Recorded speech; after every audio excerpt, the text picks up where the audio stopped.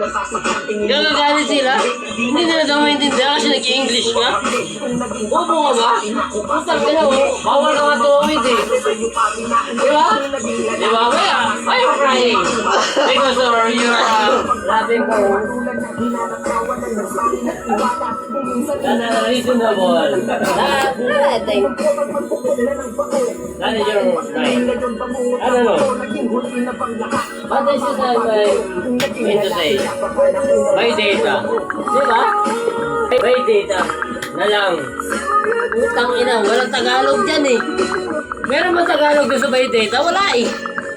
How can you explain yourself to application? How can you fill up? Diba?